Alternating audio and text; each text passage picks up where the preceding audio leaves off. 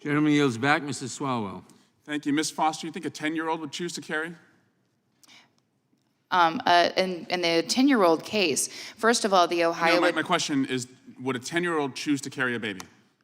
In the Ohio case, the Ohio Attorney General said that abortion would have been justified. Focus on the question, please. Would a 10-year-old choose to carry a baby? I cannot... Do you think a 10-year-old should choose to carry a baby? I believe it would probably impact her life, and so therefore it would fall under any exception and would not be an abortion. Wait, it would not be an abortion if a 10-year-old with her parents made the decision not to have a baby that was the result of a rape? If a 10-year-old became pregnant as a result of rape and it was threatening her life, then that's not an abortion. So it would not fall under any abortion restriction in our nation. Ms. Warbelow, are you familiar with disinformation? Yes, I am. Did you just hear some disinformation? Yes, I heard some very significant disinformation. Why don't you tell me about that? Yes, an abortion is a procedure. It's a medical procedure that individuals undergo for a wide range of circumstances, including because they have been sexually assaulted, raped in the case of the 10-year-old.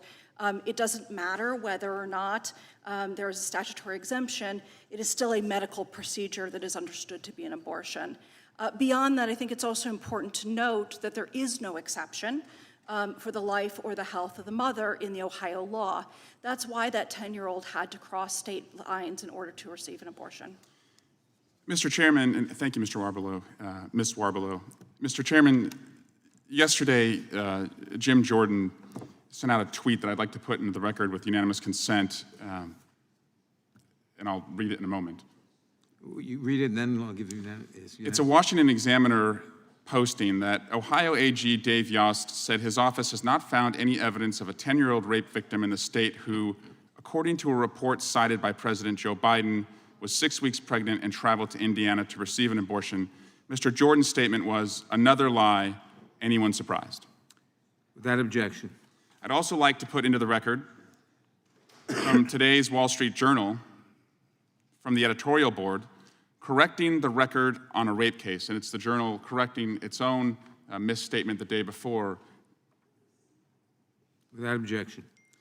So yesterday, Ms. Warbelow, speaking of disinformation, Jim Jordan called a 10-year-old rape victim a liar. A 10-year-old rape victim was called a liar by the ranking member of this committee. And I know that he did that because he hates the president. It's clear every day from his statements and the statements from MAGA Republicans that they don't like Joe Biden, so they're going to call him a liar. That's fine.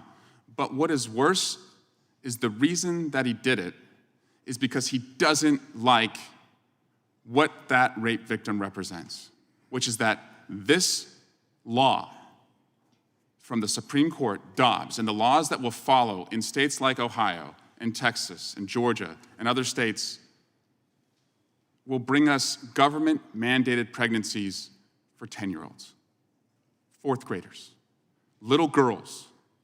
And to deflect from that, they choose to bully and beat up transgender individuals who represent fewer than 1% of Americans. And they try and deflect that because they don't want anyone in America to realize that they don't just want to wage a war on women, they're now expanding it to a war on little girls.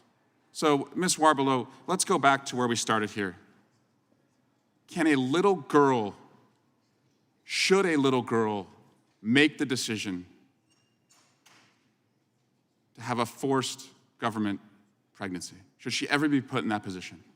She should have the opportunity, in consultation with her parents and her medical providers, to make the decision that is in her best interest. And under this current law, does she have the opportunity to make that decision? She does not under Ohio law. Mr. Chairman, again, this is not about someone's ability to make a kitchen table decision with their family.